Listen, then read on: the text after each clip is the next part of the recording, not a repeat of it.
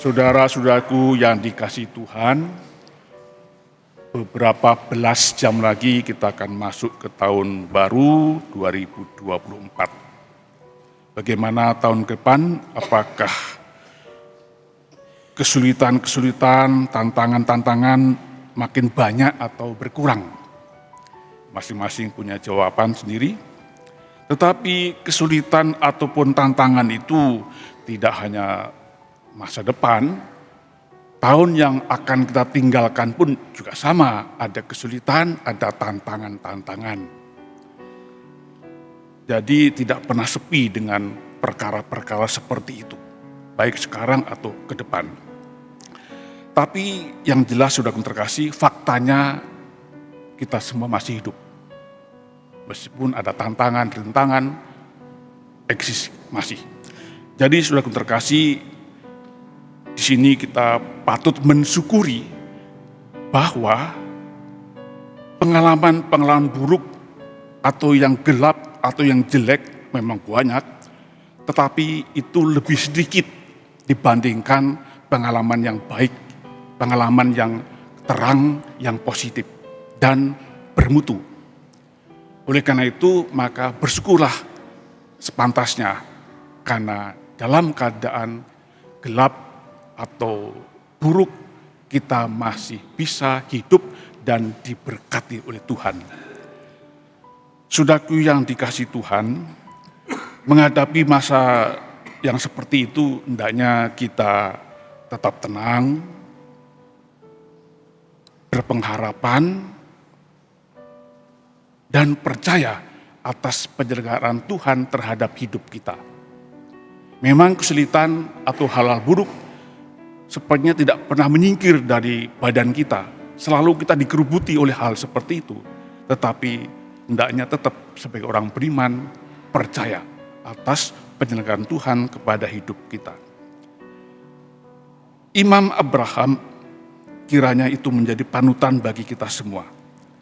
Abraham adalah orang yang saleh, setia, rendah hati, percaya kepada Allah, percaya kepada Yahweh. Siap mendengarkan, siap melaksanakan perintah Tuhan. Menurut perhitungan, dia sebenarnya dengan pasangannya tidak mungkin punya anak, punya keturunan.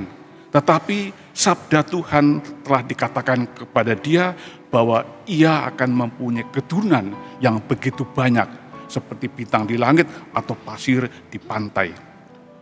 Atas sabda seperti itu, maka Abraham percaya. Ia setia. Saudaraku yang dikasihi Tuhan, demikian pula keluarga kudus Nazaret, Maria, Yosef, dan Yesus juga menjadi contoh untuk kita semua. Keluarga ini adalah keluarga kecil sederhana, yang patuh, yang taat kepada rencana Allah Bapa, yang mau melaksanakan dengan setia hukum Taurat, dan juga mereka adalah orang-orang Yahudi yang saleh. Dan selain itu, mereka adalah keluarga yang beriman, yang percaya akan penyelenggaraan Allah Bapa terhadap hidup mereka. Dalam keluarga inilah di tanah suci Yesus tumbuh dan berkembang. Saudaraku yang sungguh dikasihi Tuhan, iman kepercayaan kepada penyelenggaraan Tuhan atas hidup kita menuntun kita, mengarahkan kita kepada hidup kekudusan, kesucian. Meskipun kita tidak lepas dari masa-masa krisis atau kesulitan, tetapi iman itu mengarahkan kita, menunjukkan kita kepada hidup kekudusan. Maka jangan ragu untuk menyebut diri sebagai orang kudus, orang suci dalam perjalanan.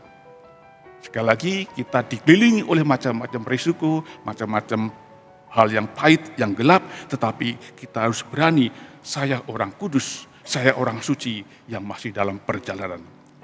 Saudaraku yang sungguh dikasihi Tuhan, selain kepercayaan atau iman itu menuntun kita kepada kekudusan, dia juga kepercayaan itu mampu membuat kita menghadapi perkara-perkara di dunia ini.